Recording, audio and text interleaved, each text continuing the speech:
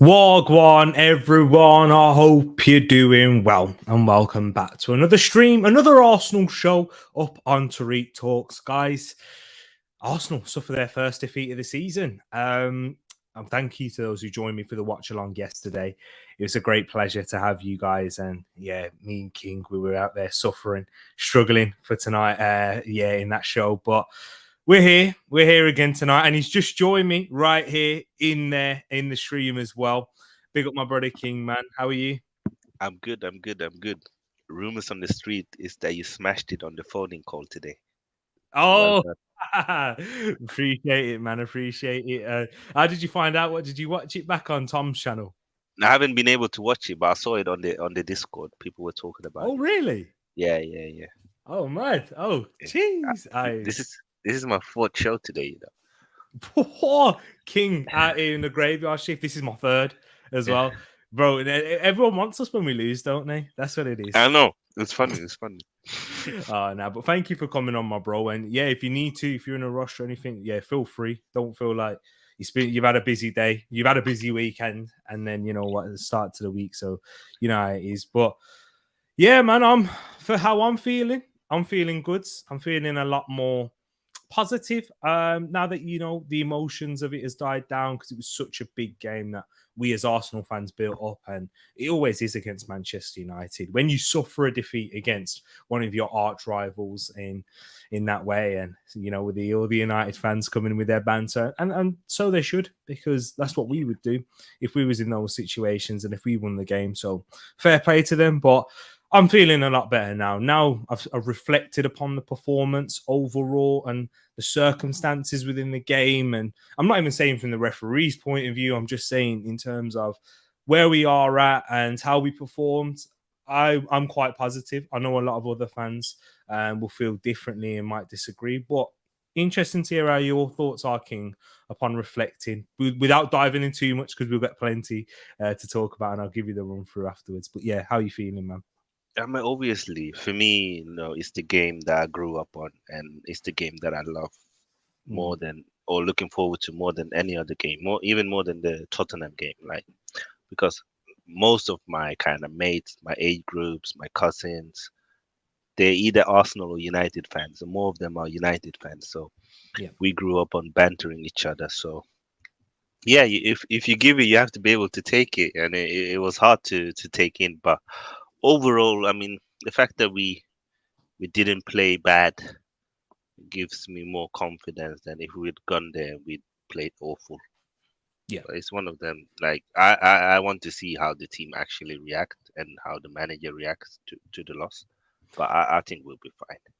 Yeah, exactly that. And before we give you the rundown of today's show, tonight's show, Yeah. we're a bit strapped for time at the moment. I know Wilf's not here; he's meant to be joining soon, but if he's not, that's fine because I know we're me and King, we're both strapped for time for different reasons. But yeah, man. So before we run through the order, big up to each and every one of you that is in the comments and live watching now. Football Ferreira is in the place, and he says, "Big up, brother. I hope you're keeping well, Football Ferreira. Nice to see you in here, and big support of the channel since you've come in. So really appreciate that, man." Rich is in here as well, my brother. If you haven't seen it already, go check out Go check out that chip challenge. He was in pain. I loved every second of it. By the way, because you know, Rich, he don't put on this little this fake act thing as well. So he was literally in tears. And if you want to see that, big up my brother Rich. But you know, I love you, but I enjoyed seeing you in pain, just like how I saw my brother in pain not too long ago. And Ed, hope you're keeping well. And he says right here, well, actually, Rich says, I forgot to say this, smash the like button. Rich is doing the admin for me already. Gonna say this early on, you're top of the league. Things aren't that bad. Be positive, people. I guess I was about to say the apple don't fall far from the tree, but I mean, you're not my tree, but you're my brother. So yeah, and you've had a big influence on me in my football life. So yeah, I guess that's where I get it from. King having to go through this all again, says Rich.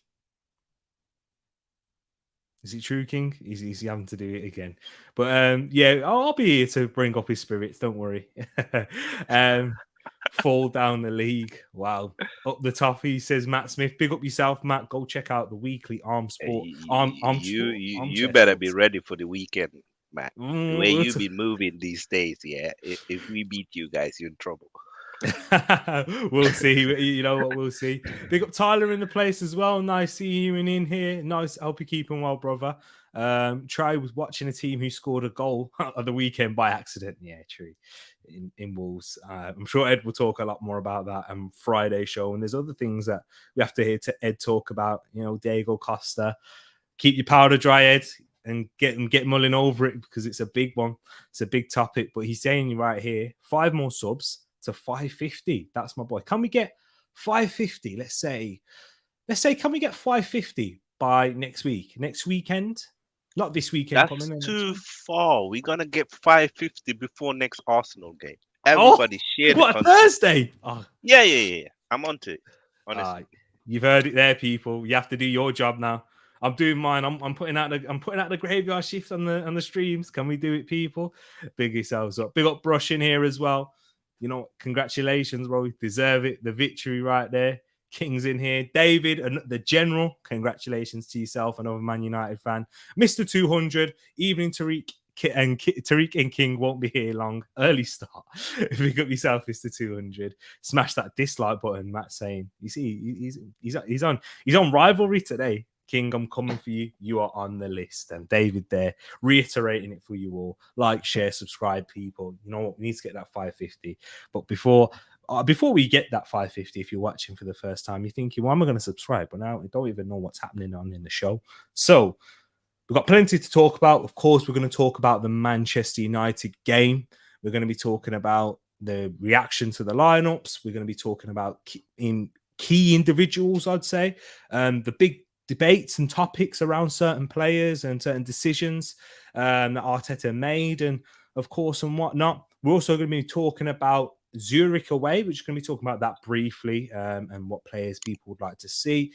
And finally, of course, how we're going to bounce back, which is a part of tonight's poll in the comments. How do you think Arsenal are going to bounce back? Get voting. Are we going to bounce back strong, or are we going to fall down the league, as Matt said in there? Do you see it being same old Arsenal? Let me know in the votes, people. We'll have a look at that at the end of the stream. But yeah, we're going to be looking at Everton home on Sunday and talking about that. But without further ado, my brother King, I want to ask you, what was your initial reaction to the starting lineup when you saw it yesterday? And when it was announced that Zinchenko returned, Ramsdale and Erdegaard passed fit and it's starting, and Lokonga remaining at the base with Benjamin White at right back. Yeah, I mean, for me, the only surprise really for me was Zinchenko. I thought Tierney was going to start, but in hindsight, I understand Tierney with all his injury record. Maybe he's not ready yet to play 2 games in 1 week. So we have to take that into consideration as well. But other than that, I don't think anything, because I knew that Odegaard, if he could walk, he was gonna play. Like no chance he would not play his captain in this important game. And you could probably tell in the second half that he wasn't 100% fit, because normally he doesn't get tired. Odegaard is normally the one who keep the press up even in the second half. So maybe he's not 100% back yet. But overall, the starting 11, I like the fact that it's consistency in the starting 11. That I like. We haven't had that for a very long time. For me, I've said it, for Sambi Lokonga to be able to learn, he needs to be playing games. Like, I'm not on this thing that, he's just going to, let's just play him in the easy games. If we just play him in the easy game, then that's the only tempo he would know. We need to play him in difficult games, and he's gonna have to learn. I know he's received so much criticism, and for me, it's been unfair. I think he had a good game. I think, yes, he made a few mistakes where costed, but I feel like even with the mistakes he made, the goals could have been avoided.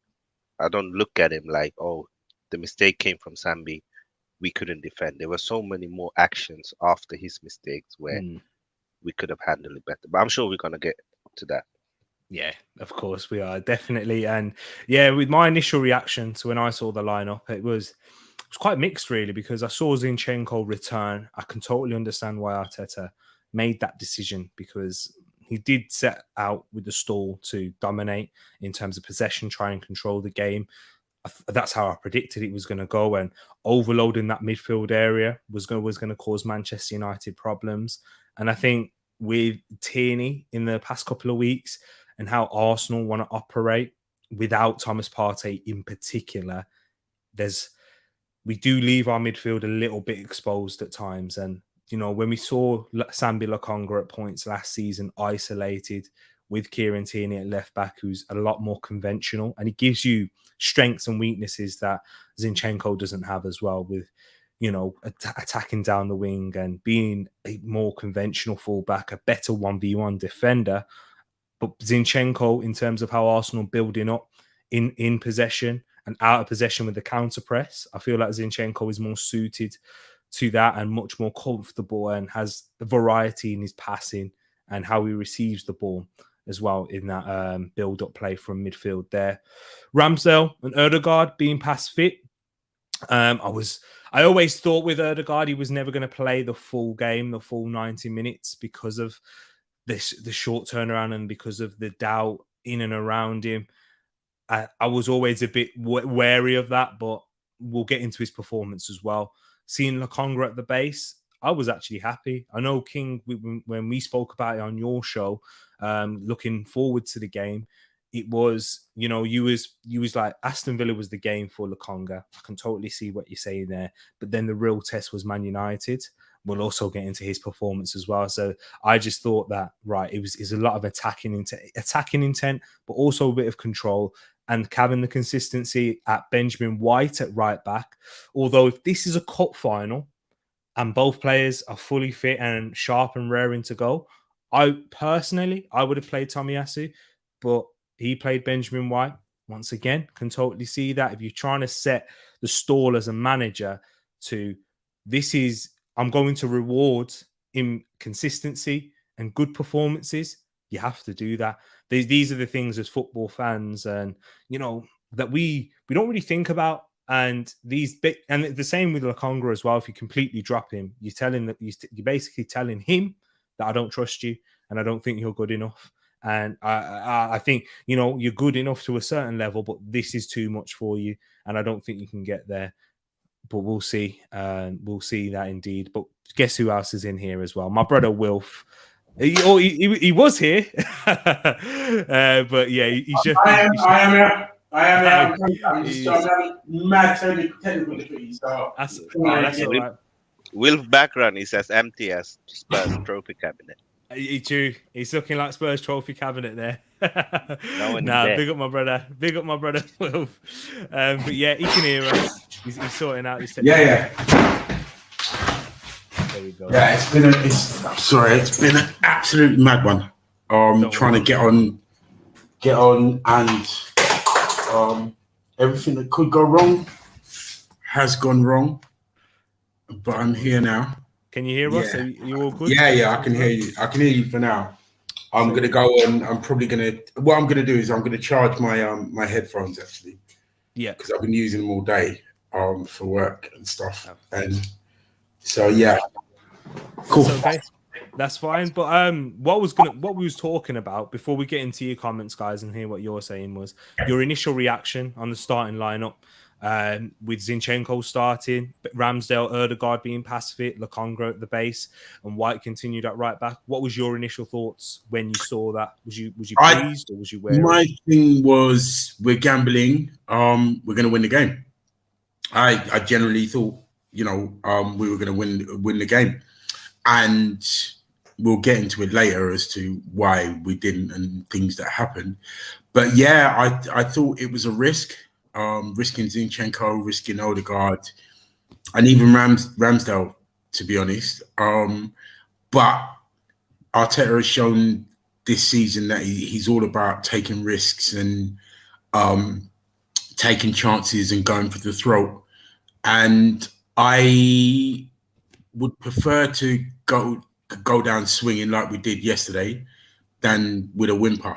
So it's kind of cavalier. Reminds me of Keegan back in the day. But yeah, we went for it. I have no complaints. Well, I do, but not for the Arsenal team. We'll get into that, don't worry. But big up each and every one of you guys in here in the comments as well. Big up to Wajid. Nice seeing you. First time in the comments, but I hope you're keeping good. Listen to Football Ferreira there, people. Yes, and no worries, man. No worries. Will Rally Sport. He's saying Erdegaard when we was talking about the start of the game. Big up yourself. Erdegaard might have been injured during the match, but short at CM. Aren't we? So yeah, still a great start from Rashford. Decided to play for once, and he's kind of agreeing with me here. Tomiyasu better at right back than White. Agree with myself. Let's have a look. Anything else in terms of here? Big up Peony Weenie in the place as well. Hope you're keeping good. How you doing, brother? Good to see you, Peony. Hope you're keeping well, my brother. Says 15 put out of 18, and we played 15 out of 18. I'm sure is what he said, and we played well. All is well. We're having a great season, so keeping up that positivity there. Guys, big up yourself, Moss, in here as well. Nice seeing you. Nice seeing you. Bro, we gotta be on a rush one today. So I'm even told Wilf and King we're on a rush thing today. So we just try to get through it. There's no other time in the week to do it, man. So unfortunately, but discussing the disallowed goal, we have to talk about the elephant in the room. Right. I don't want to ask you if it was a foul or not, because I think we've heard about that a lot. But the big thing, and this is what my point was, I know it's all subjective whether it's a foul or whatever in how you see the game. People were berating me before because I didn't think Ben Godfrey was a red card when he stepped on Tomiyasu's face and because of intention and those things. But yeah, so I that's all subjective. But what I want to ask you, King, is it a clear and obvious error from the referee to re-referee that game? And Martin Odegaard said it in his post-match press conference in that decision. And then I've got a question following for you as well, Will. For me, it's definitely not a clear and obvious error. And the reason why I say that is because if there was a clear and obvious error, the referee goes, he watch it, 5 seconds, he take his decision because it's clear. It wasn't clear. That's why he looked, waited, looked again, and then made a decision. So it was never clear. No one can tell me that's a clear foul. And no one can tell me that that is where we want VAR to intervene. And for me, that is where even the discussion needs to be. Is that a situation we want VAR to intervene now, where you can just kind of touch someone and push them and then we go in and analyze it? Like, it is football, it is contact sport, and it's a big game. Like, he set the tempo. When Lisandro made that kick, when he kicked Jesus, it wasn't deemed as a foul. He didn't get a yellow card. So how is that not a foul, a yellow card?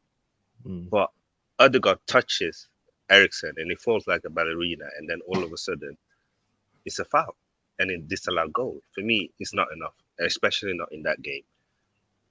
Exactly. And Wilf, what was you going to say? Something else there, bro? Well, yeah. Oh no, I was going to say it was a foul, but with the remit that they've been given about letting stuff go, it should have been let go. And later on, what's the difference between that and when Maguire pushed Eddie Nketiah in the area? They didn't scrutinize that one bit. It was like, no, it wasn't a foul. That was a clear and obvious. If it's no foul and the first one was, then that's a clear and obvious. And because he's done the same thing, he's pushed him. He's not made no contact with the ball. He's not going for the ball. The ball's gone off in a different direction, and nobody says nothing. You know what I mean? VAR ain't scrutinizing that, and they're not on these headphones going, "Well, you need to look at this." And I thought, I said in the Discord that I thought there was going to be a controversial refereeing decision. And I remember I said to you last night that the PGMOL, whatever they're called, should have taken that out of their hands by putting a manager, putting a ref from Salford, putting the VAR from Greater Manchester. You set them up to foul. So there was no way they're going to go other than foul, and they have to be accountable for that. You know what I mean? Because one way or another, he was gonna hide into nothing. Exactly. And for me, my biggest reason, and Paxton kind of says it here as well, and then I'll elaborate, it was a foul. He didn't call it, so it's an error. But this is the thing, clear and obvious, maybe not, but oh well. The inconsistencies from game to game for these referees is beyond a joke. In the Aston Villa game, let me go before that. In the Crystal Palace versus Arsenal game, there was a lot heavier challenges from us and from Crystal Palace as well that were going unpunished. That's what I thought. You know what? I like this because the referees are letting the game flow. And then if there's a goal scored, but there's a clear, like, you know what, he's rugby tackled him or he's taken him out, he's tripped the man up over his foot, then, okay, then that's a clear and obvious mistake. And I thought that's what they were going to go on. In the Aston Villa game, the Bukayo Saka incident, where for me, once again, this is what I'm saying, people, about the consistency. I said, I don't think that's a penalty because that's not strong enough. And the referee saying that, and I'm like, okay, I can accept that. There was a lot of heavy challenges in that game, a lot of reckless challenges. John McGinn, the whole reason where Odegaard picked up that injury, by the way, was from a reckless challenge from John McGinn. He was allowing a very physical game from both sides. I saw Lokonga get physical in that. So I'm all right with that. I'm fine because that's consistent.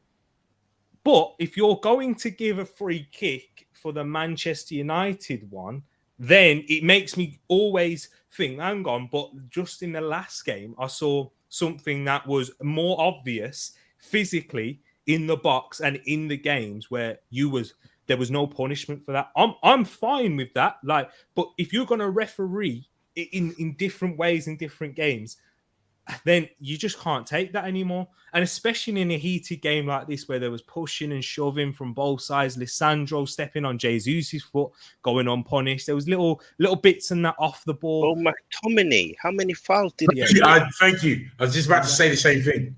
How is he? Maguire comes in. We should have had penalty if that is a disallowed goal. Like, I don't understand anymore what's a foul and what's not a foul. That's why, like, I'm confused because in the same game, something is deemed as a foul, and then next minute it's not a foul. It's like there's no consistency on anything, not even on what's offside or, you know, look at the Chelsea game, look at the Brighton game, like look at the Newcastle game, the Crystal Palace. Like, it's really the disparity between the Premier League being the elite league tournament around the world and having the worst refs in the game is ridiculous. How can you have the what's arguably supposed to be the best league in the world and all the rest of it, and they've got the worst refs? It just doesn't make sense. I mean, I'm baffled. I'm baffled because there's how many decisions just over this weekend has every man, woman, child, and their dog wholeheartedly agreed that was a foul or that wasn't a foul, whatever. And the people reffing the game and in VAR know the rules and all the rest of it, miss it. It's ridiculous. It literally is incompetence. The only way it can't be incompetence is if there's an agenda and it's a conspiracy. It's pure incompetence. Yeah, exactly that. And do you know what? I don't want to spend too much time talking about that. So I thought we'd talk about that because, you know, it's not just us that's suffering from it. I know there were some even worse decisions than that during the weekend. And so I just want to make it clear, Man United fans, I'm not blaming the ref for us not winning the game. Even if we did score first, we don't know if we would have won. I'm just tired of the inconsistency in decision. That's all. But it's not just our game. All games over the weekend. Yeah. Exactly that. So yeah, Peony saying I'd put Moss in charge. Honestly, if Moss, if you thought I let hard challenges go, Moss. I mean, he'll be like McTominay. That's a good tackle player. Yeah, man with shotgun come on the pitch. yeah, and he'll be like he only caught you on the shoulder, so it's all right. Yeah, because you're still breathing. You're still exactly. Yeah. But we'll move on into the next parts, and this is the big one now. We kind of spoke about it, brushed on it a little bit when we talked about the starting lineups. For me, this was something that I noticed within the first half. Alexander Zinchenko coming straight into the team. Once again, I understand why he brought him in. Although I do think there's pros and cons to why he was brought in. The pros, he enabled us to have a lot of control and possession and overload that midfield. And we won the midfield battle in terms of retaining the ball, but putting the balls through in transition. Man United, they deserve that. I'm going to give United some credit as well in that. But defensively in that first half, I don't even think Anthony was amazing, right? But the fact that he was giving Anthony a lot of space, me and King pointed this out during the game. We spoke about it. He didn't quite look right. He looked like he hadn't been training with the team for a while. And, he wasn't quite there. Maybe he was there physically, but mentally, ready to be, sharp in this game defensively on the front foot. I don't think he was there in that one. But yeah, Wilf, what would you say about that in terms of Zinchenko? Are you not thinking back at it? Would you say something different? That's the thing that you get with Zinchenko. It's you sacrifice something to get something. Mm-hmm. Yeah. But if you put in Tierney, you've got defensive stability, but you lose something in attack. And this goes back to what I was saying earlier about Arteta's philosophy this season. Is cavalier, attacking, go for the throat. We'll score more goals than you.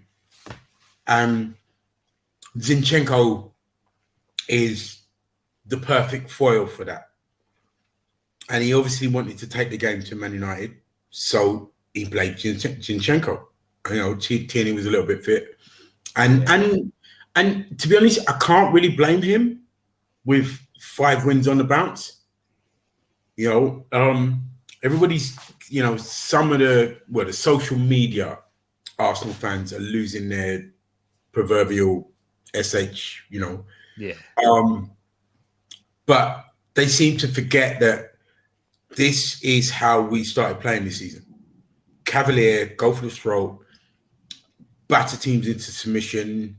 If they beat us, all well and good. You know what I mean? They scored more goals than us, and that's what he was going for. So you're going to start Zinchenko. Mm-hmm. At one point, he was like right wing and up front, and Tierney's not doing that. No.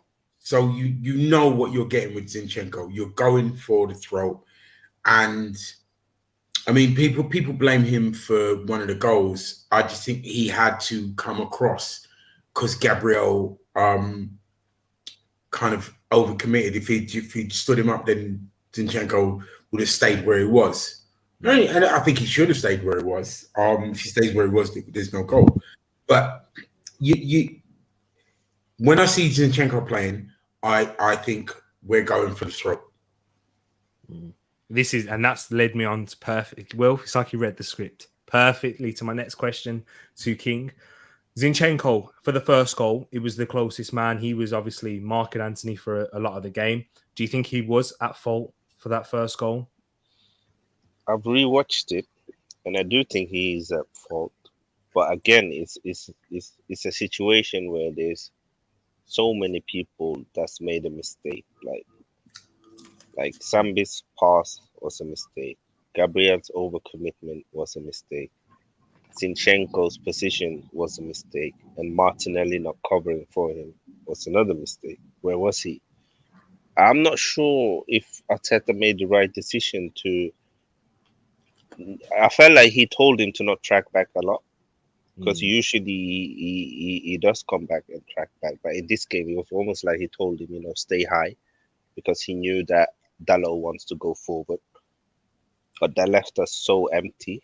And Anthony, if Anthony was match fit and had played a few more games, he would have tore us up, because there was so much space on that side of the pitch. And yeah, it was a mistake. But for me, what is a bit annoying is that so many players made a mistake during that moment. And that is something we need to be better at. Like, it's okay for a player to make a mistake, but make sure that the rest don't do it, because then there's no goal. Like, because a missed pass will happen, counter-attacking will happen, but make sure your shape is correct. Make sure that everybody tracks back and is in line and know where they are supposed to be. But I felt like Zinchenko wasn't in the game, and therefore he made the wrong decision. King, I'm unhappy, man. You're dissing my boy Zinchenko. I'm not happy. No. I'm not dissing him. Like, for me, No, don't try to twist it now.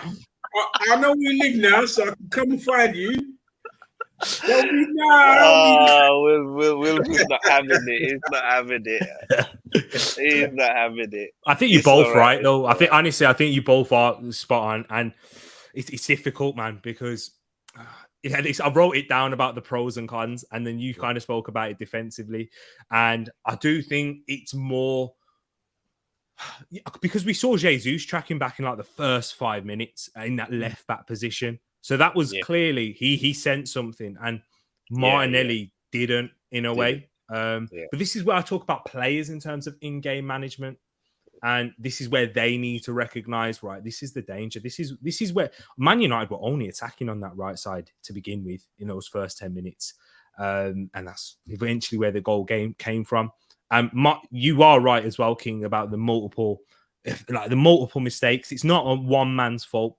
The one that I was looking at was, for me, I was like, man, Martinelli, like, you're marking no one.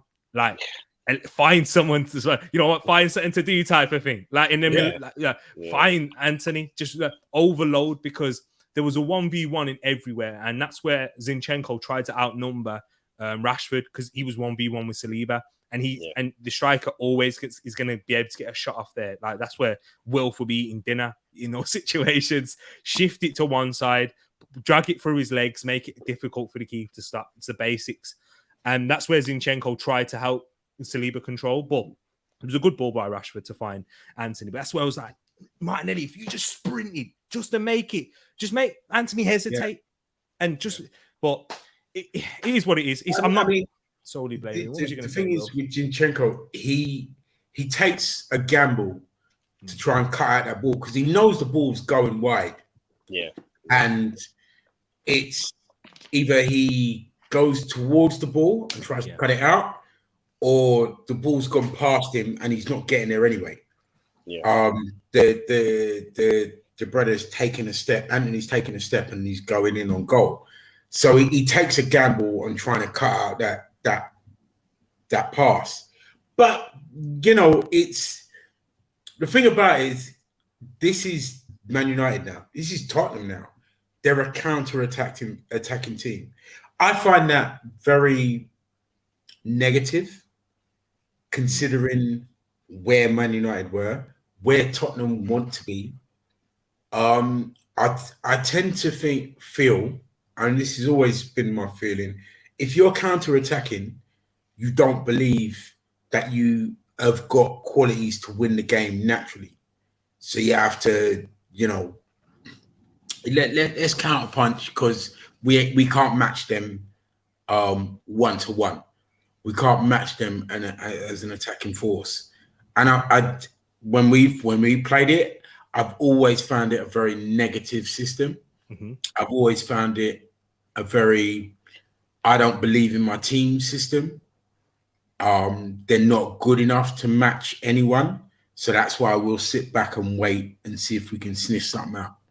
I know what King's thinking. He's thinking the same as me. I would give that Man United, though. Spurs is something different, because I think that's a lot how Conte sets up and plays. And I'm not Conte's greatest fan, I would say, probably mainly because he's been at Spurs and Chelsea. But yeah, in terms of how he plays football, I've been, who I love, Graham Potter and those guys. He's never bagged a major trophy, but I'm all about watching the game as a spectacle. But with Man United, I give him a leeway.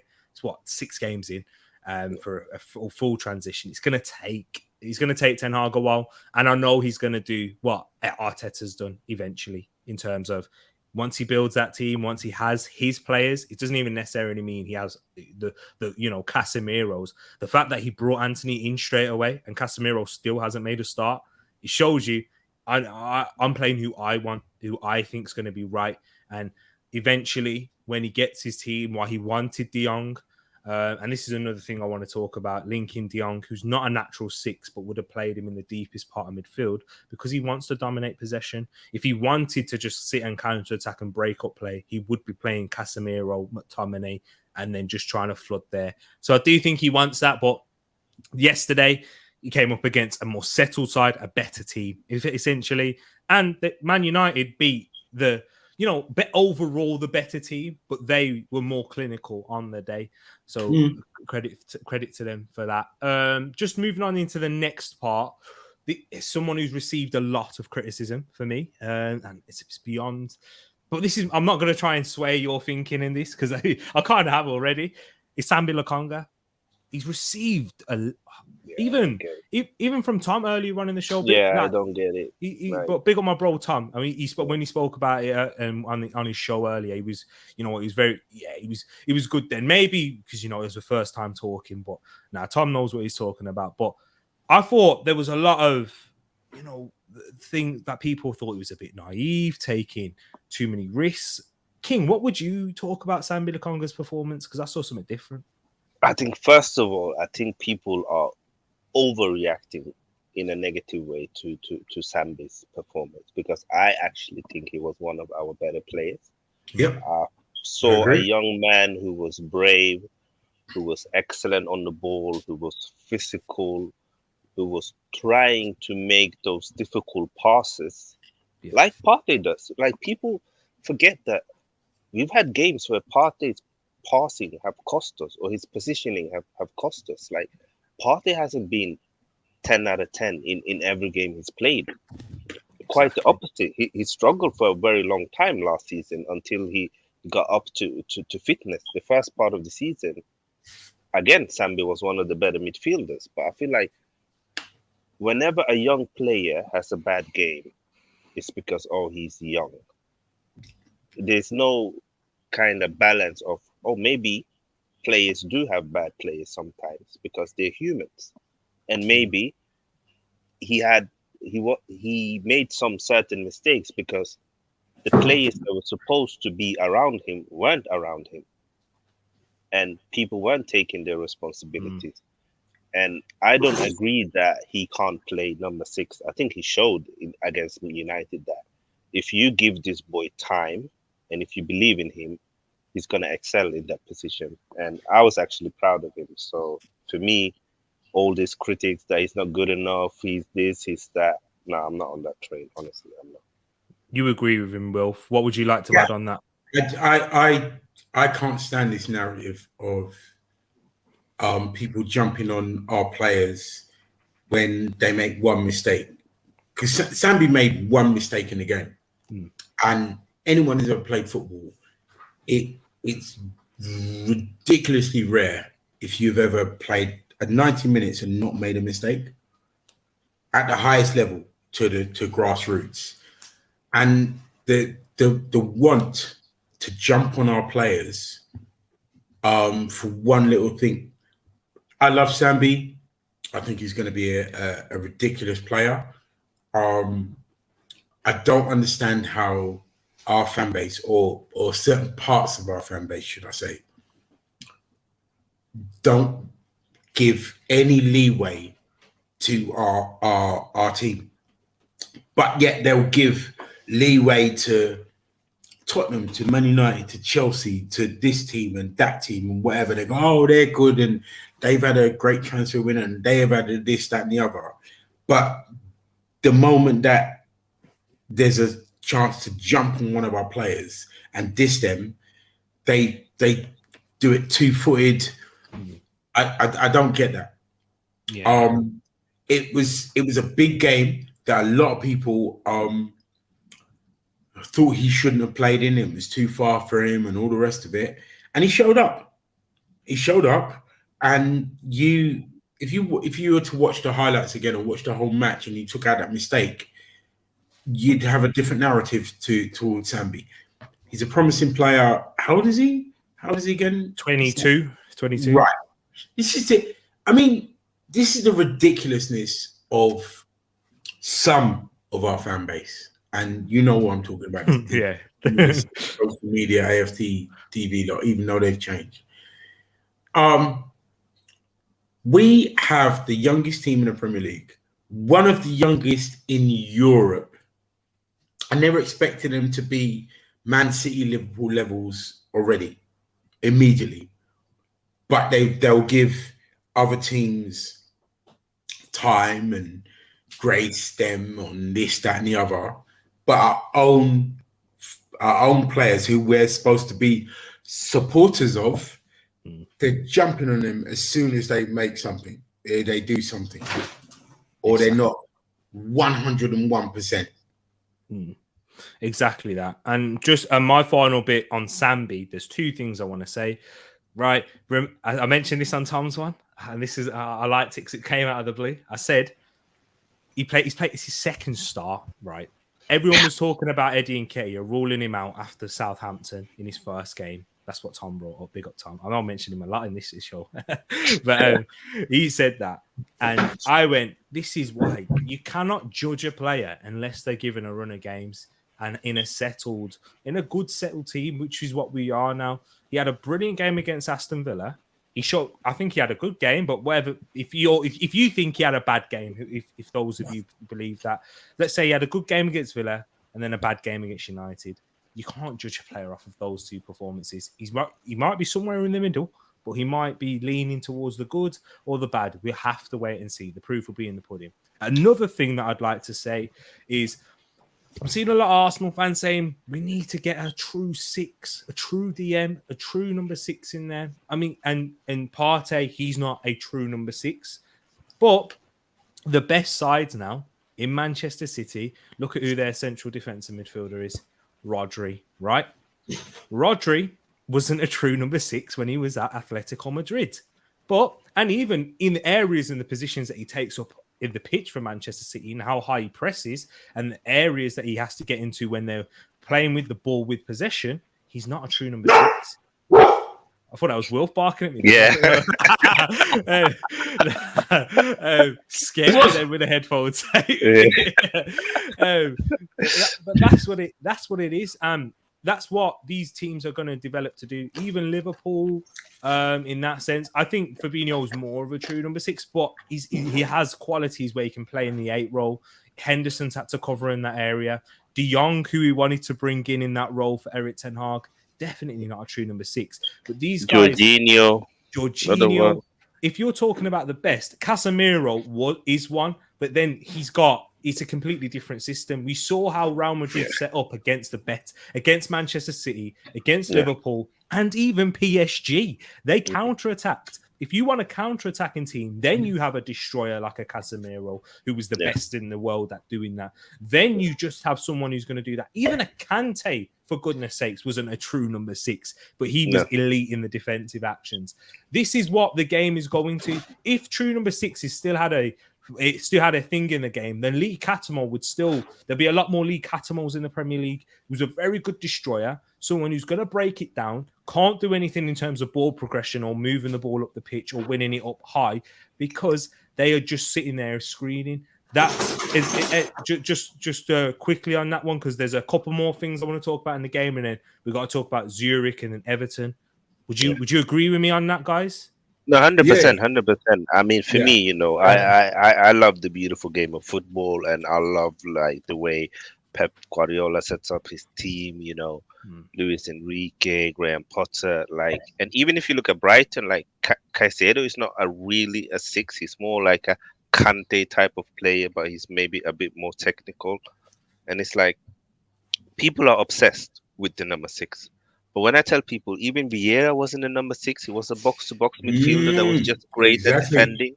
But he wasn't a 6 who was just sitting there and shielding the midfield. That was Roy Keane. And we don't play that system. We don't play that football. So you have to get in players that suit your system. That's when you get the best out of them. If you get players in that doesn't suit your system, that's when you get the worst out of it. And that happened for so many years with Granit Xhaka, where we were playing him as a DM, but he wasn't really a DM. Yeah. And now when he's playing further up, where he plays for Switzerland, all of a sudden, oh, Granit is actually a good footballer. Exactly. And That's a really good point, King. That's a really good point. Yeah. It is, man. It is a brilliant one. Brought up the Vieira. I didn't even think about that. Oh, just King, you've done it there. You've won that one. Yeah. But I wanted to ask you, Wilf, right now. I'll Yeah. give you this one. Odegaard, splitting the opinion of the fan base. We spoke about Lokonga. This one's even worse in terms of how he split the opinion in this game. But he's done that ever since he was on loan with us. Yeah. You know what I mean? Before we bought him, he splits opinion. He's like Marmite. He really is like Marmite. You've got half our fan base go, he's a waste of time, he's rubbish, why do we buy him? And the other half going, still for 30 million when Leicester were asking for, was it 8 million for Maddison? Yeah. The brother is class. If you know football, if you see since he's joined us, if you see his dominance, his leadership, his just all-round game. I mean, Xhaka might do it with the mouth, but Odegaard does it with the ball. And the disrespect that he gets from our club, because I tell you right now, if we was to put him on the transfer market and someone said 80, 90, 100 million, trust me, there would be teams scrabbling to get that money together to try and get him. And we disrespect our players. We disrespect what we've got. Because who in the Premier League right now is better than him? I defy you to name 5 players better than him right now. Yeah? In his position, for what he does, or captain, whatever criteria you want to put it, captain, in his position, young midfielder, young number 10, whatever it is that you want to do. How many players are better than him now? Again, it goes back to what I was saying before, the disrespect that some of our fan base give our players, where you speak to Chelsea fans or Spurs fans or Man United fans or Liverpool fans or Man City, they're like, that boy Odegaard, I wish we had him in our team, and we disrespect him. What? You know, he the moment people said, oh, he doesn't score enough goals, he comes in, bangs 2. And people still like, well, we need more. We need it. Don't get me wrong. I'm one of them people where he needs to shoot more, because there's a couple of times where he needs to pull the trigger. But, you know, I love it. What would you say to this comment there, King? Is this about Odegaard? I said this earlier, that I think in the big moments in this game, he didn't step up, which was the difference. Well, I disagree, because if you look at the goal that was disallowed, he was there. If you look at the goal we scored, again, he put that pass through. He was there. And brilliant technique, by the way. Yeah. Brilliant technique. And I feel like people expect something of Odegaard that's not possible. Like, they expect him to, every game, every moment, just dribble past people and score a banger. Like, they don't appreciate how much he means to our team and how he dictates the game and how he finds the pocket and set the tempo and make sure that Jesus, Martinelli, Saka have moments where they can be brilliant. And I feel like they don't understand him. There's a reason why he's the captain for Norway. There's a reason why he's the captain for Arsenal. There's a reason why the manager and the players around him have so much respect for him. And if you look at how much ground he covers and how much tackles he made and how much pressure he made, you would assume that people would love that, because one of the things they criticize him, oh, he doesn't work hard enough, or he's too soft. But when is he soft? I mean, if anything, Eriksen was the soft one in this game. After he but went but, down. but nobody's Big up Matt praising G, him. by the way. He's I quality. mean, the thing about it is, right? Okay, look, Haaland is in that Norway team, but who's the captain? Exactly. But who's the captain? And no one's going to tell me that Haaland ain't captain material. But who's the captain? Who's been the captain for a long, long, long while? And people in football, know football, doing football, playing football, the way they talk about him, they put respect on his name. You've got to come from that angle. Yeah, he's quality. Have you disrespected Odegaard? I have missed something. Nah, basically, I said No, to I Mark, just think, basically I'm talking people about do. T. Yeah. No, Yeah, I know. They say I they should haven't ban him from his own channel. I know. I don't know what Matt G's on about. I didn't say anything. I've never. Hey, King, you know how much I've defended Erdogan. King, I just think Matt G's just got an agenda. Matt G's got an agenda. He's like, Tomas, this is what I said. I messaged him earlier, and I've said it to him multiple times. He's not. He's. I'm bro. This. I don't even want to say this, but it's just true. He's not top 5 in his position in the world, though. Like he can be. He can. He's 100%. not. Yeah. Like because Moss thinks oh, he's he world will. class No, now. he will be. He will be. And you can. I mean, yeah, if he continues you the can way say he that. started the season, he'll be up there because he's been exactly. amazing. It's like Saka, bro. Like, Yeah. bro, you know how much I love Saka, Moss. Thank you. I was just Thank going you to say, for bringing that boy up again. thank you. So I was just going to glad. say the same thing. How many people with the age profile of our players in the top 5 leagues in Europe are this good? And we disrespect our players. Mm-hmm. Yeah? How many 23-year-olds, 22-year-olds, 21-year-olds, 20-year-olds do Real Madrid, Bayern Munich, PSG, even Man City? How many do they have playing in their team and doing this well? Yeah, under 25s doing this well. Turned 21 today, so he's been doing this Right. at 20, This is what I'm 19, saying to and you. 18. Well, from 17. 15. From And 15. 17. Yeah. I think, Tereak, you said it on one of your shows. He's been playing with big man from he was 15. Man who had to pay mortgage and stuff. Bro, I've always said this. Don't matter. Anyone can say Norwegian league. I mean, a business, man. When you're playing against big man in football at that age, you've got a next level of intelligence and Thank IQ. you.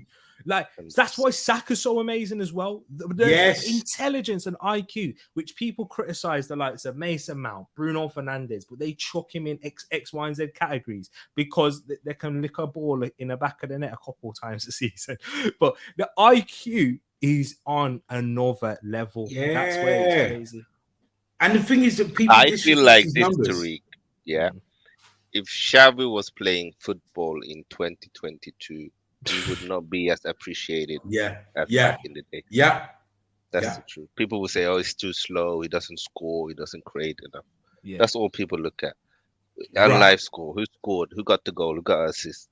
Mm-hmm. Oh, you remember what I said at the beginning of the season where Saka, by his standards, needs to step it up. Yeah, I remember. And this is the thing. Is this is the thing where people are rating him as a 27, 28-year-old. And like he's not going to grow, he's not going to improve. Saka's numbers have been good, but because of his standards, the standards that he's set so far, he looks like he's having a crap season. But he turned 21 yesterday, day before. How many 21-year-olds are playing for their country in as starters for the Premier League side and doing that well? I mean, could command in excess of 70 million in the transfer market. Exactly. And AP, this is where in terms of Odegaard and Saka, why they're not world class, because there's still areas in their game that they need to develop. This is, for example, you are right. His decision making needs to fix up at times, but that will because they're growing. Exactly, and that's the same with Odegaard. There's he needs to shoot sometimes because we know he can lick a ball. We saw it in his first goal against Olympiacos. Just lick the ball sometimes and take the mantelpiece and take. You know what? I'm gonna take this like against Fulham, and that's why he was man of the match. Easy peasy. Just the last thing, and then we'll move on because we got about 5 or so minutes, a bit longer than that. I'm stretching these man for time. Fabinho and Odegaard, 2 different positions. Fabinho is still world class for me, although he's had a terrible time of it of late. But I think this is where sometimes where was he at 21 or 22 and 23? Where was Fabinho exactly? Yeah, and I just feel like sometimes, like we just have to respect that Fabinho in his prime when he played for Monaco, when he's playing for Liverpool. He's just played on another level, and that's why they've been able to won the trophies they won at. But I think Odegaard can even play at a higher level than Fabinho. So just because we say that he's not world class yet, doesn't mean we don't rate him. Doesn't mean he won't get there. Like he will. Hopefully you understand now, Mas. But anyways, into the next game. But just quickly, King, and then when you come back, Wilf, who's your man of the match in this one? Who was not your man of the match, but who was the performance you was most impressed with? Probably Saka. Saka. Tough one. What about you? I would say probably it's going to be a left field, Xhaka, because last season he would have lost his head, or season before, should I say, he would have lost his head on McTominay. Yeah, this is what I'm saying to you. And if you saw how he was dealing with the ref, how he was controlling the game, the narrative of the game, really sort of saying to the ref, look, I saw him at one point where going, what's the difference between that and that? He impressed me the most. You know, I am not Xhaka's biggest fan, but I have to give him credit in that how he's developed and what he's done to get where he is now and to be a leader of this team. He's joining the Xhaka trade, you know. I finally. A year ago, bro. This guy, Xhaka I might do a little wave flag waving, but I ain't getting on the train yet. Just yet. All right? You'll be there by the end of the season. Don't go anywhere. Anyway, so for me, just a quick one. Jesus was amazing. I thought Gabriel Magalhaes was very good defensively as well. I thought he put in some brilliant challenges. Of course, he was in there for the first goal and whatnot. But also Benjamin White, fantastic. Once again, it's a shame they weren't on the winning side. But, Sancho didn't see anything. No joy. How many times was you hearing last season? Oh, Ben, you know. I know. But people still don't rate him. I've seen people giving him a 0. What, Benito Whitino? Benito Whitino. It's agenda. This is what I go back to saying to you. I don't think any of our players had a bad game. They might have made mistakes. I think they might have had. I think Zinchenko had a good game though, Will. But I hear what you're saying. Mm-hmm. Exactly, and that's because I seen him play so much better. Exactly that. It's true. Peeny saying that Xhaka is my player of the season so far. Ravi saying, I think Arsenal committed their defence far too forward, which allowed United to get in behind to score. Arsenal was too slow getting back. Agreed, but also the reason we committed our defence so far forward is because we had a lot of the ball. And we're not going to be deep and have a lot of the ball because we just needed to have players to dominate. And if you have a look from period 45 until we scored, they didn't have one attack. So because we had players so far forward and we suffocated. But that is our remit this season, where we've changed our outlook and we're front-footed, and we're so front-footed that exactly. But it will, against a counter-attacking team, you're going to get sucker punched.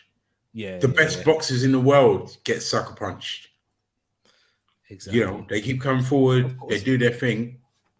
Counter puncher. Man City always lose. I mean, they don't have a great record at Old Trafford. Man City don't have a great record against Tottenham. And these are counter-attacking teams. Well, Man United have counter-attacking teams and Liverpool don't even have a great record at Old Trafford. So the best teams don't usually do well against high-quality counter-attacking teams. But anyways, right, we've done that now. Ravi also says, Martinelli needs to vary his string instead of crossing the ball in the same position. The time, letting the opposition find him out. I don't know. I feel like he has crossed it a lot. He's very good on set pieces as well, Ravi. Tezzy, big really up yourself. I'm just joining. Yes, Tezzy, mate. 50-50. Martinelli and Saka did very, very well.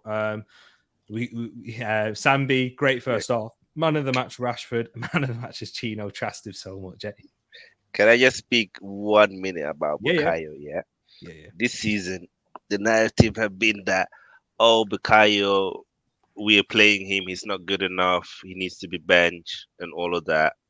At the end of the day, if we talk numbers, he has 3 assists and 1 goal in 6 games. If we look at his work effort, if we look how much he runs onto defenders and how much he scared them and how much space he creates for Martinelli and Jesus. Are you counting the own goal at Palace in that as well? No, I didn't even count that one actually, or maybe I did. But yeah, like he's had a hand in a lot of goals this season, and I feel like people when they hear a narrative, as soon as you have one game where you're not good, then they jump on it. Oh, he needs to be benched. Oh, he needs to rest. Oh, he needs to that. Like, players will have games where they're not up for it. And yes, he need competition, but to doubt this boy as much and give him so much criticism that he's been receiving, I think it's been unfair on I'll put something else on that. There's times where he's just been good. Yeah. But our fan base have gone, well, he's been terrible. He didn't score. He didn't do this. He didn't do that. Where he's just been good. So the level that you set for him, even when he has a good game, even when he has a really good game, because he doesn't score, it sets something up. And like, well, he's been crap. He's got to bench him and whatever. Excuse me. Sorry. You got to bench him. Do you think Saka could play more centrally? Because Definitely. He looks so dangerous when he's in that part of the field. They can't handle him. Definitely, because he's got the strength as well and the awareness of players and he can play goal. Yeah, he got this low gravity, that your Bernardo and them have, where he can just turn on the player. And this is why another bro King. I'm gonna bring him up again. This is why I wanted Rafinha so bad, because you allow Saka to do what Bernardo Silva does and play centrally and take those half spaces. And because Rafinha would literally, he's like this is where I'm saying he was the Mahrez for us in terms of you play him on that right wing, he gets chalk on his boots. Any defender 1v1, see you later. We need someone like that. Neto can be that. Whoever we sign, I don't even care who he is. I don't care exactly who it is. I just need a profile like that on my right wing, because then Saka can drift to the left. He can drift to that right centre mid position. And Arteta has played him there, because if you remember Manchester City away when he played Willian up front, I remember. Where did Bukayo Saka play? Left central midfield. Yeah, he did. The only thing that worries me about Saka is him in that the Shaka amount role. He's allowed to be kicked, and referees don't do anything. I mean, when I see some of the tackles that go in on him, and I know this is going back to refs and stuff, but when I see the savagery of the tackles in on him, and there's no protection. I mean, the Villa game, I'm sorry, Mings gave up a penalty. From the time you got your arm around someone and you do this, there's a penalty. Yeah, Second doesn't have to stand up and take that. Yeah, I mean, he had no intention to go for the ball. That was the problem, and Thank it you. was an action you are not really allowed to do on the field. Right. But again, like this is where I said, like, I just need consistency. What is a rule? Like, what is a foul in these days in football? If they can define it, then it would be easy. But you look at that foul and it's not given. And then you look at the tackle for Maguire, it's not given. And then you look at the other thing, it's given. Then you look at the Brighton game, it's not given. And then you look at the Crystal Palace game, it's a foul. You look at the Chelsea game, it's a foul. Like, I'm confused. Exactly that. It's true indeed. We'll move on into the next game, and then guys, keep your comments coming in because we've got time at the end. We'll run through them. Like these ones, good comment. We'll dive into that because if I answer it now, we'll go on another tangent. So keep them coming in, people. Any questions that you may have. So yeah, just quickly, we've got 2 games. So Zurich away. You can talk about this one a little bit more quickly because I've got a question that I want to ask both of you. You can spend a little bit more time on the Everton one. So Zurich away. In the Europa League overall, who are you most looking forward to see make their mark? I'm going to start with you, Wilf, on this one. Eddie. My boy Eddie. I look at him going into Europa thinking, I'm going to bang some goals in here so that they have to play me. You know, I've been champion Eddie from time. Anyone that scores a number of goals, whether it's under 23s, Champions League, whatever, there's something about them. And people didn't respect Eddie for that. He's going to develop into a major international striker. There you go. So you heard me say here. So I'm looking for Eddie to more than anything. Thank you for that, Ian Wright. I mean, Wilf. So I know Ian Wright loves Eddie. So that's he wrote my script tonight. So what about you, Wilf? I mean, Wilf. What about you, King? Yeah. Sorry, I've done it again. I'm telling you, man. I'm racist. I'm racist. Wait, so people. We all look alike, innit? Yeah, that's it. I'm doing the RJ Mariner here. That's what it is. RJ Mariner. Kieran Gibbs, get off. Bro. But yeah, King. Who are you saying? You can't say Eddie now. No, so I'm gonna say, even though I do want to see more Eddie because I do feel like he's been a bit harsh treated this season. But for me, it has to be Fabio Vieira. Like, he's the kind of player I love. You know, all that flair, that technique, those touches. Like, I just want to see how good he is. You know, for me, this is why I'm almost looking forward more to the Europa League games where we can see Marquinhos, Vieira. You know, it's going to be exciting to see these new players, how good they are and what they can do. Exactly that. It's true. And for me, you've stolen Eddie, you've stolen Marquinhos. Vieira. I'm not going Marquinhos because I don't think he'll get too much, but maybe I'll be wrong. He will. Because I think he might play Nelson a little bit more than Marquinhos, but stay tuned on that. ESR, man. If this brother stays fit, we've all forgot about him. This brother. Guys, Arsenal fans. We have. I've not forgotten about him. I've never forgotten about him. Bro, you didn't bring him up. To the point where I was disappointed with the chance that he had. Yeah. I was disappointed that he didn't. I expected him to take the chance that he had in the Man United game. But this is where he needs game Usually, ESR slots that calmly into the corner. Well, yeah. But he lifted it up. Yeah. Bro, Ed, I know you're watching this back tomorrow, and I'm calling you out because people have said that the jury's out on ESR. Brother, 20. Yeah, I don't get that. Even someone said that. The jury may be out, but they come back with a guilty and I have so much respect for Tom. Even he said that he's worried for ESR, and I don't get it. I'm not, man. Brother, the jury may be out, but they've got one verdict. The boy's a bad boy. Listen to the players in training, right? Not even training. Everyone says, who's the top two? Look, everyone loves Gabriel Martinelli, but ESR and Saka, the maturity that they show is beyond belief at their age.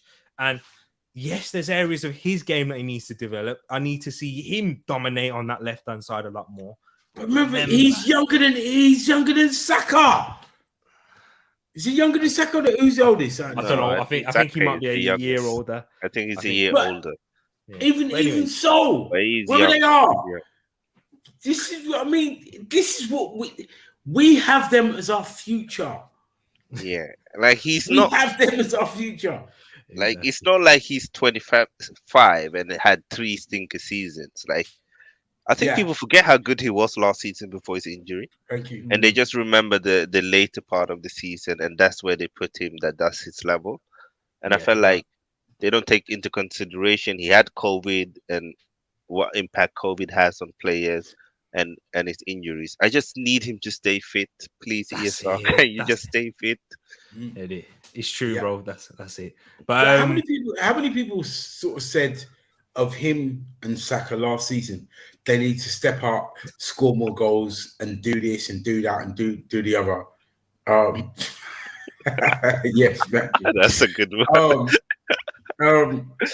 How many people said they need to step up, and what did they do? They stepped up. They both got into double figures last season. Yeah, 100%. Spot on. And B&B, you are right as well. Injuries will decide his career. And it's a little bit like a Jack Wilshere, Diaby type of settings, bro. Like, it's a little bit like don't curse him. Don't curse him. But we'll see, man. Everton. So in Zurich, quick predictions. Quick predictions. What are you saying, King? We'll start with you there. I think we'll smash them. I think Arteta wants to win this game, and I think he's going to play a very strong team. I think people will be surprised and see 4-0 Arsenal. Take that. What about you, Will? I agree with King. Not just Arteta, but the players want to go, you know what? You want to know who we are? This is who we are, and we will smash Everton. I think they'll go for the throat big time, and they want to get rid of this stank, and I said to you, I think I might have said to you last night. Yeah. The next team that we play will suffer. Penis prediction. What was beat? Oh wow, 9-0 against Zurich. Against Everton. I mean, we have beaten. I love that. Yeah, I would love that. We've beaten them, something like that. Yeah, back in high. We have. Yeah. It was. Bergkamp was on show. Didn't score, but the legend is the maestro. He's just conducting. Eddie, do you know what I mean? It was mad. Rally says ESR not given a chance, just sub every game. He's so good. He's in a great engine, can run forever. He might play versus Zurich. It's just like it's Martinelli, isn't it? And his injuries, it's his fault as well. Injuries, like he hasn't stayed fit. Yeah. Oh, I didn't even know my seat was reclining like that. But anyways, I think it's going to be what Rally said there, 2-0. Do you know what I think we'll do in the Europa League, guys? I think we're going to game manage ridiculously. I don't think we're going to go for the throat as much. I might be wrong. We don't need to. Because I'm conserving energy and those things. Because we're like in the group, even PSV, we're much better than these sides, right? Yeah. Our second team is much better than them sides. We're not gonna blow our load. Pause. Didn't we face Rangers last season? Did who we? No, we didn't. We wasn't in Europe last season. Oh no, the season no, PSV. Oh, PSV. They played Rangers PSV. and lost. Yeah. Oh, and we are much better than Rangers, and they look average against Rangers. It's what I'm saying to you. They right. It's the name. You're playing the name. Yeah. You're not playing the actual team that's there on the day. You're playing the name. I know Moss, who he's going to be looking at for PSV, a certain Cody. Yeah. I don't. Yeah, but the jury's still out. I haven't rated him the whole time. I'm glad we didn't get him. Yeah. I haven't seen it yet. Maybe I'll be proven wrong, but I haven't seen it yet. So, I hope to be proven wrong. The final biggish topic, and then I've got a couple things that we just need to hear your thoughts on and run through. Mm-hmm. Everton on Sunday. Would you make any changes? In potential team news, Partey could return for that one. Would you bring him in? ESR looking like he could be out. We're going to wait, receive more on that. Wilf, we'll start off with you this time. Would you make any changes from the Manchester United game? Depending on how fit Partey is, if he's not 100%, no, not playing him. Not in that game. Yeah. ESR, definitely not. If he's facing any kind of injury. Yeah. So yeah, no, I wouldn't play either of them unless, I mean, like I said, unless Partey's 100%, 101% fit. Got you. I'm not playing him. I totally understand. Would you agree with that, King, or would you make any? If even if Partey is 100%, I wouldn't play him, and the reason why is because he can pick up an injury anytime, and we don't want to send the wrong statement to Sambi Lokonga. So if Partey is fit, I would bring him in second half. That's very good point. Yeah. Very good point. Totally. But I would try and see, and maybe, I don't know, where do Tomiyasu starts against Zurich, or do you play him against? He's not at 90 minutes yet, so it's going to be against Zurich. I'd play. I mean, going to what you're saying, I would make changes. Ben White, because he's close to injury. All three of Odegaard, Zinchenko, and Ramsdale, I'd leave them out for the Zurich game because they need a rest. So he does indeed. I mean, against Zurich, I would probably play Turner, Tomiyasu right back, centre back. Should we try Holding Saliba and White just to see if they match each other? Or Saliba. Well, actually, Saliba and White. Yeah, that's a very good. That's a good shout. Then I play KT. Saliba and Holding then for me. Holding. What about Cedric? What about Cedric, Holding, and Tomiyasu? So you can completely rest our centre. Yeah. Why are you cussing? Why are you cussing? Yeah. Cedric? And then I would probably play Sambi Lokonga. You know what? I don't think Cedric's that bad. And he's not.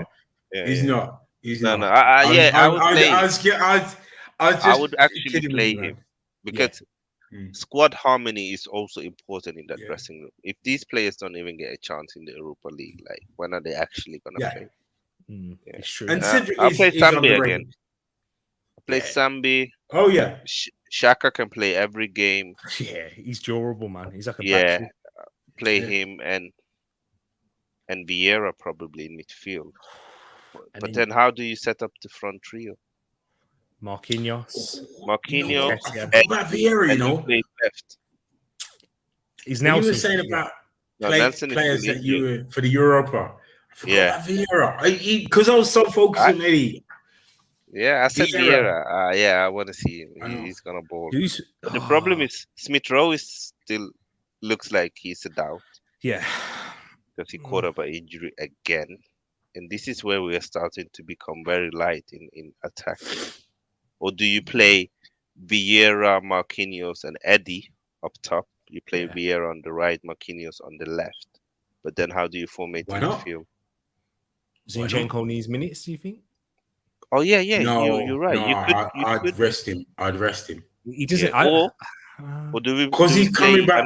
He's coming back from an injury, and he played a very intense game at Man United. Is it too early for a Matt Smith? No, not at all. He's been in the squads and that, hasn't he? So maybe potentially. Zurich is about his level because Aziz and Patino, all of them went on loan. Possibly. And big news as well, Roy Waters, Lino Souza and George Lewis, they haven't been added into the B squad. So that's why I said he's taking this serious. So that's why I think we're going to see a few players from the starting 11 maybe that we didn't expect. I expect nothing less from Arteta this season. I think he's looking at every game as going, I'm going to win this game. Yeah. Exactly. But it's going to be interesting to see, guys. Honestly, how we formate. Vieira. I'm excited for him.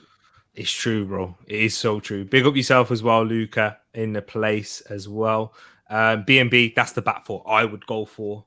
Rally's gate, a mixture, but a bit of consistency with Saliba and White. I'd leave out Tierney. Just because you play left back then. Yeah. If you don't play Tierney, you don't play Zinchenko. Who you play? You can play anyone there. I can play left back. Okay. I mean, that's where people were talking about Leonardo Souza because he was the left back for the under 21s. But yeah. But one thing I've noticed with Arteta though, he won't give you minutes if he doesn't feel. Just because you're young, he don't give you minutes. Nope. If you don't think you're ready, he won't play you. Yeah. No, he won't. Yeah, because he did that with Martinelli. Yeah. For the longest time, even Balogun, don't like him, blah blah. It's like, nope, he's not ready yet. I'm not rushing him. Exactly. And the payoff has been this season. It can cause more harm than good.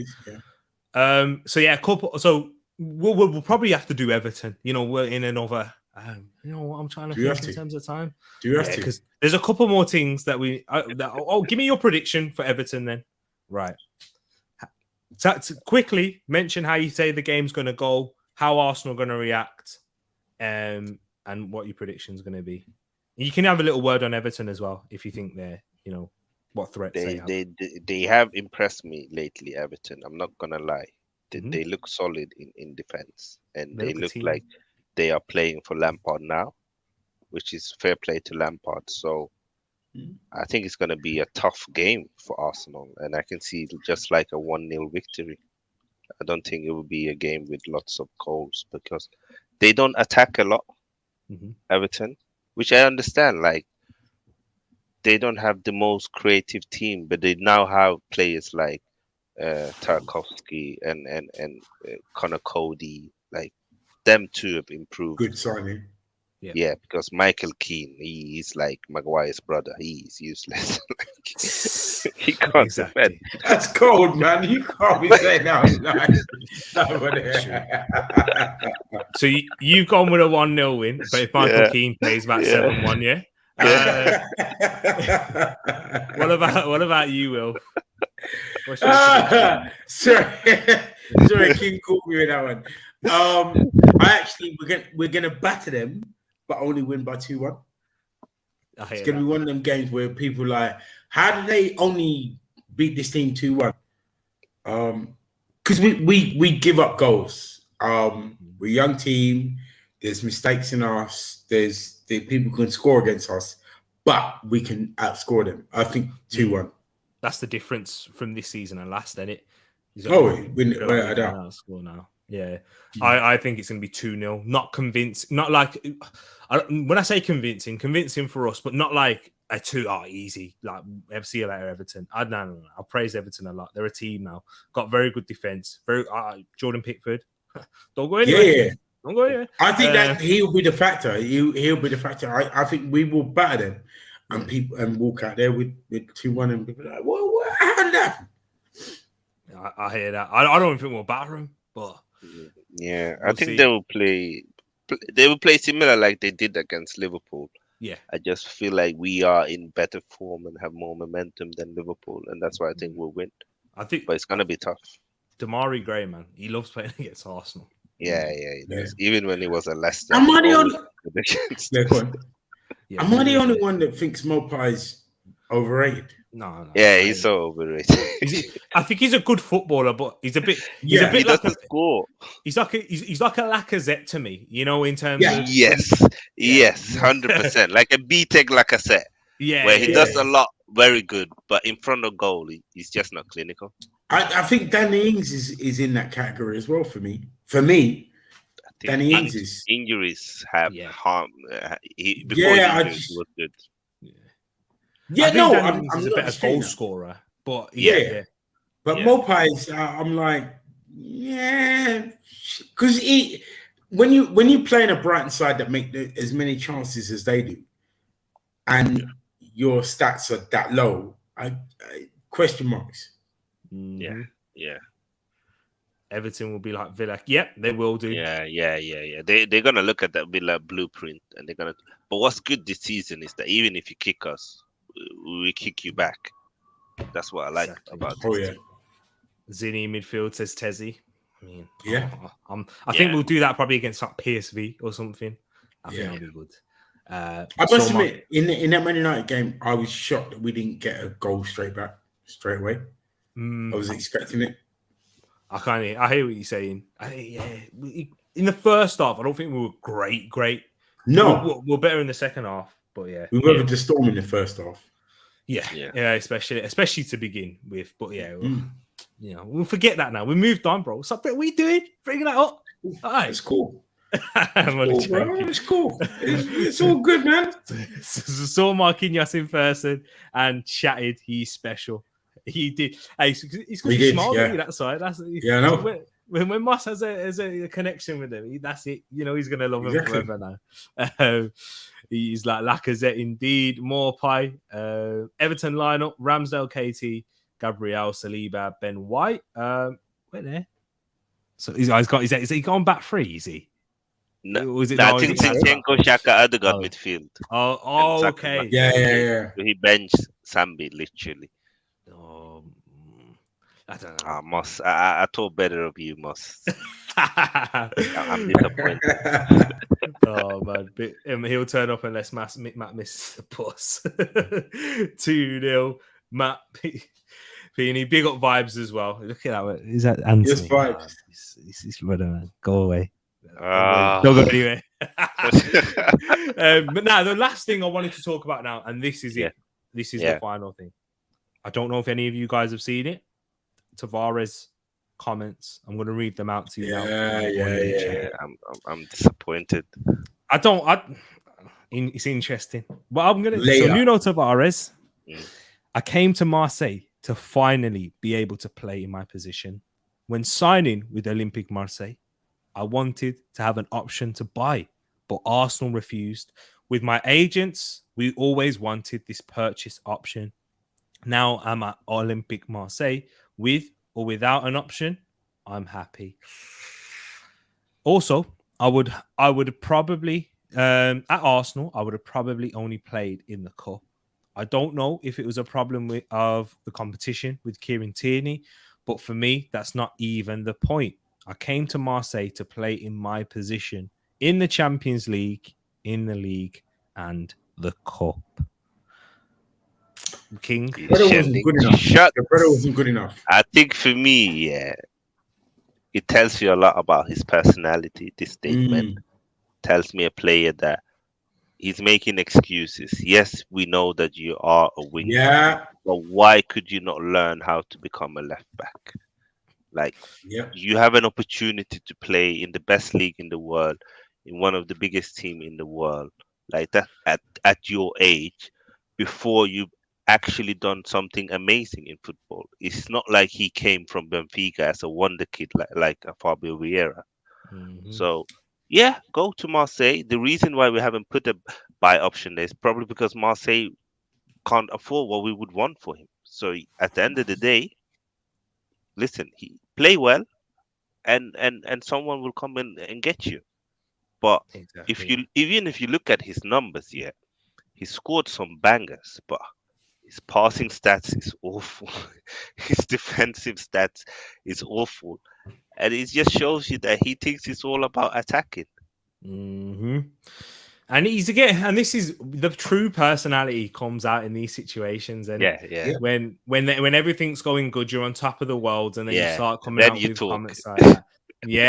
And now you're talking. Now I'm sorry, bro. Peeny said it in the thing. If he was good enough, he would have played that position. Of course. 100%. You know what I mean? And Arteta gave him an opportunity. Let's not forget, he was playing ahead of Tierney at some point of the season. And couldn't hold that down. So that tells me he weren't good enough.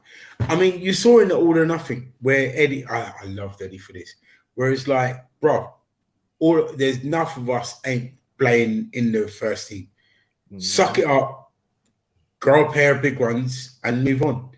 But this is a good comment, though, actually. I didn't think about it like this. What's it, this one? Yeah.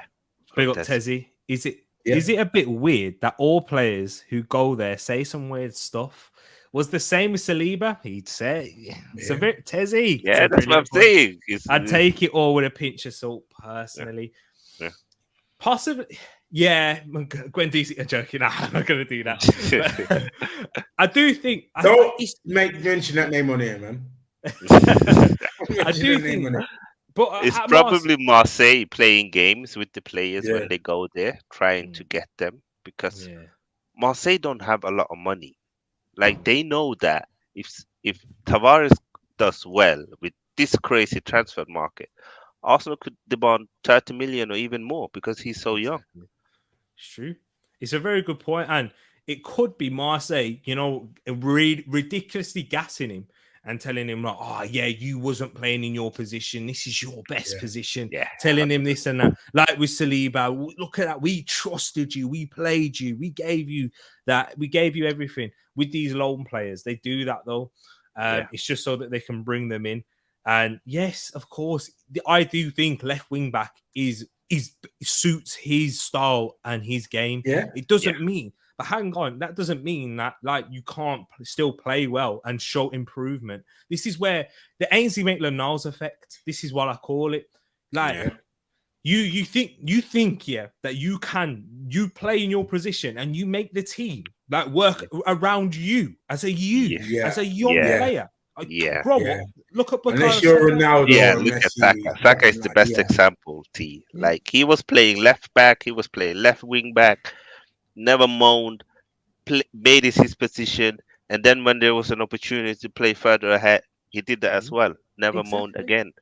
And even we played him left wing, we played him right wing, we played him left centre mid, left back, left centre back, right wing back, sorry, and he's never moaned. And as you said, Aaron Ramsey, another one, played all over the field. Left Jack wing, Wilshere, right another one. But This is the thing. Played right wing at some point for Arsenal. Like, But this is the thing with Tavares. He can only play that one position. That shows lack of football intelligence. Yeah. Because you look at Saka, King just said it. All the positions that he played, you have to know those positions. You have to read the game. You have to be able to understand the game from those positions. Exactly. It shows with Tavares going, oh, this is my position and this is where I want to play and this is where I excel. It shows a lack of football intelligence. You're one-dimensional, and that in the modern game that's ancient. Also, another thing, and this is one of the best fullbacks. I know he's just signed a contract with Chelsea right now. Reece James, when he broke through at Wigan, he played in midfield. Right. He had to play. Finally renewed his contract. And I hate Reece James. James. Oh, I was yeah, he's quality, but I don't know why he looks. No, he's quality, but I can't stand him. I understand. He plays for them, any. I understand. I just don't like him. He done a couple of things where I just like, no, you know what? Later for you. Your sister's better. Your sister's better. Oh man, No, she's a baller. She's a proper baller. I'm not joking. She's better than him. Yeah, I rate Reece. I take him at Arsenal anytime, any day. Him and Bukayo Saka. I'll take his sister beyond him. I'll take his sister before him. No. Did he steal one of your girls, Wolf? Is that what it is?